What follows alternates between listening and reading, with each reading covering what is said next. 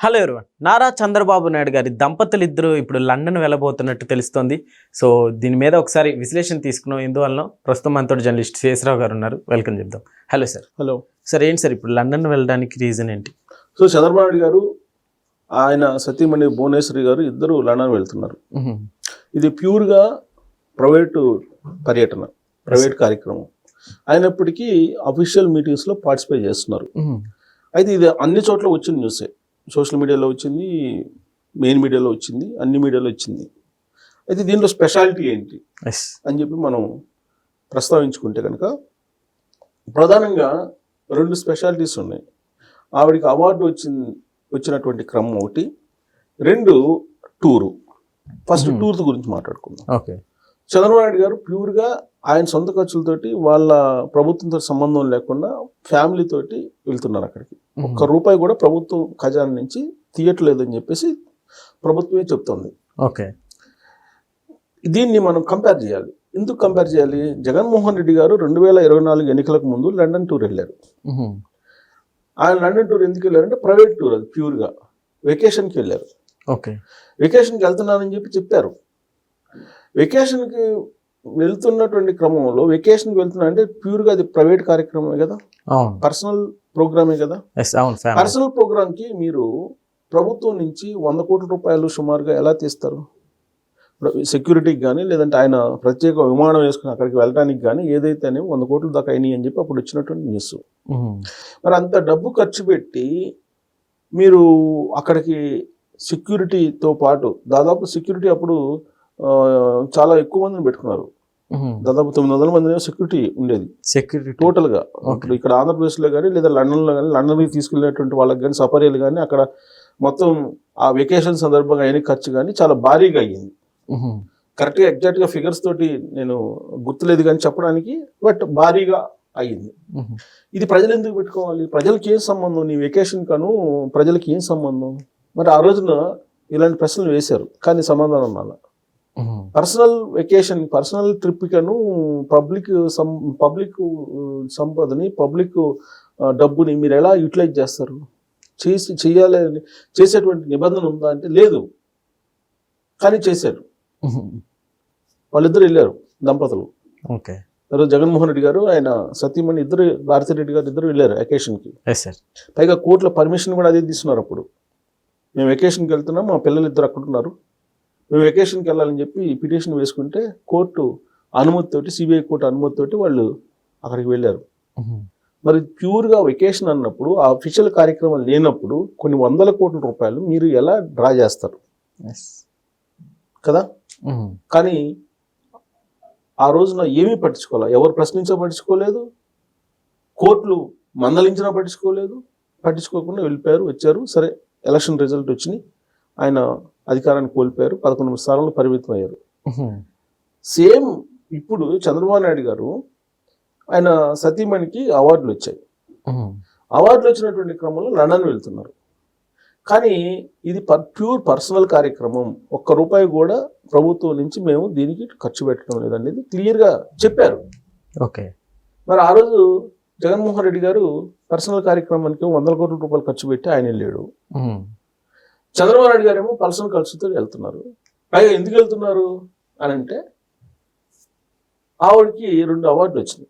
ఒకటి ఎన్టీఆర్ ట్రస్ట్కి చేస్తున్నటువంటి సేవలను గుర్తిస్తూ, ఎన్టీఆర్ ట్రస్ట్ ద్వారా సాధికారిత కార్యక్రమాలు చేస్తున్నారు కాబట్టి గుర్తిస్తూ డిస్టింగ్విష్డ్ ఫెలోషిప్ అవార్డు ఒకటి వచ్చింది. అది డైరెక్టర్స్ ఆర్గనైజేషన్ ఇచ్చేటువంటి అవార్డు. ఇది ప్రతిష్టాత్మకమైనటువంటి అవార్డు.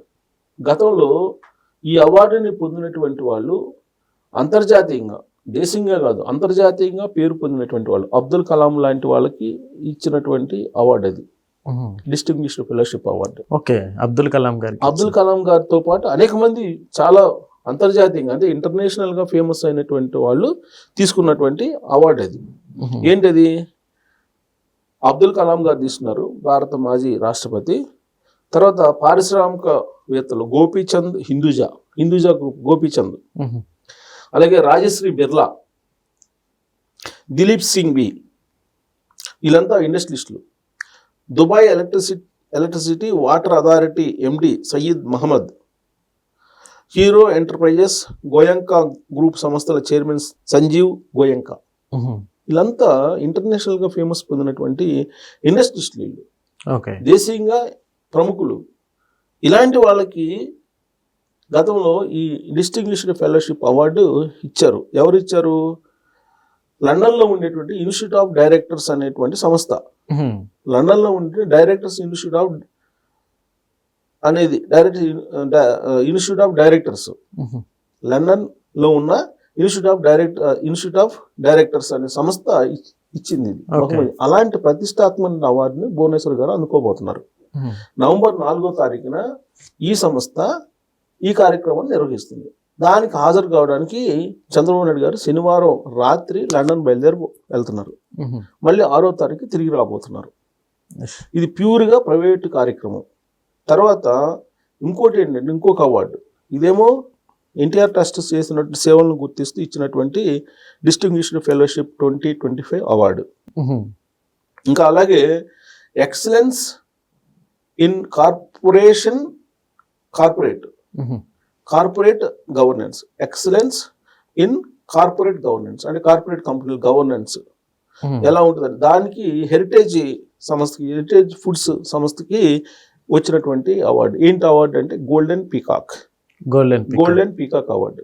ఇది హెరిటేజ్ ఫుడ్స్ కి ఎక్సలెన్స్ ఇన్ కార్పొరేట్ గవర్నెన్స్ అంటే అడ్మినిస్ట్రేషన్ లో ద బెస్ట్ అని చెప్పి హెరిటేజ్ ఫుడ్స్ ని గమనించి హెరిటేజ్ ఫుడ్స్ సంస్థను గుర్తించి దానికి ఎండిగా ఉన్నటువంటి భువనేశ్వరి గారికి ఈ అవార్డు గోల్డెన్ పీకాక్ అవార్డు రాబోతుంది. ఎండి హోదాలో ఆవిడ ఈ అవార్డును అందుకోబోతున్నారు.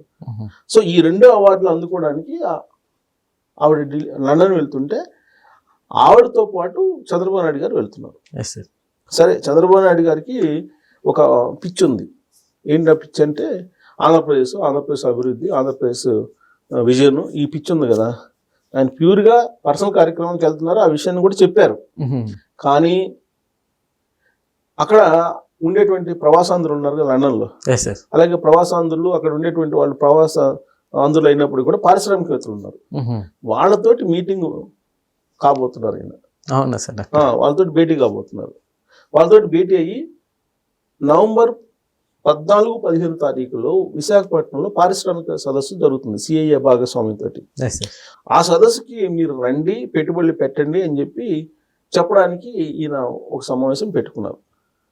సో యాక్చువల్గా దీన్ని అఫీషియల్ టూర్ కింద చూపించవచ్చు, ఎందుకంటే అక్కడ ఇండస్ట్రియలిస్టులతో సమావేశం అవుతున్నారు కాబట్టి అఫీషియల్ టూర్ కింద చూపించి అఫీషియల్గా మొత్తం ఫండ్స్ని డ్రా చేసుకోవచ్చు.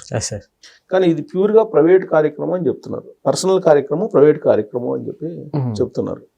అంటే ఒక బాధ్యతాయుతమైనటువంటి నాయకుడు ఎలా వ్యవహరిస్తారు అనడానికి ఈ లండన్ టూర్ ఒక నిదర్శనం. సార్ ఇక్కడ భువనేశ్వరి గారికి కూడా మంచి అచీవ్మెంట్ అని చెప్పాలి కదా సార్ ఇది. అంతే, భువనేశ్వరి గారికి వచ్చినటువంటి అవార్డులు అందుకే ఆవిడ ఈ అవార్డులు ప్రకటించగానే చంద్రబాబు గారు ట్వీట్ కూడా చేశారు అప్పట్లో, ఒక 2 వారాల క్రితం.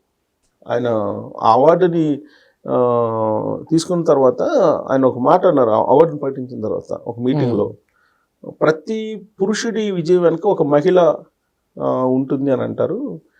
నా విజయం వెనుక భువనేశ్వరి గారు వెనక్కి కాదు, నాకంటే చాలా ముందున్నారు అని చెప్పి ఆయన ఒక ట్వీట్ కూడా చేశారు. ఆ మధ్య నాకంటే చాలా ముందున్నారు అని ఈ అవార్డు తీసుకున్న తర్వాత.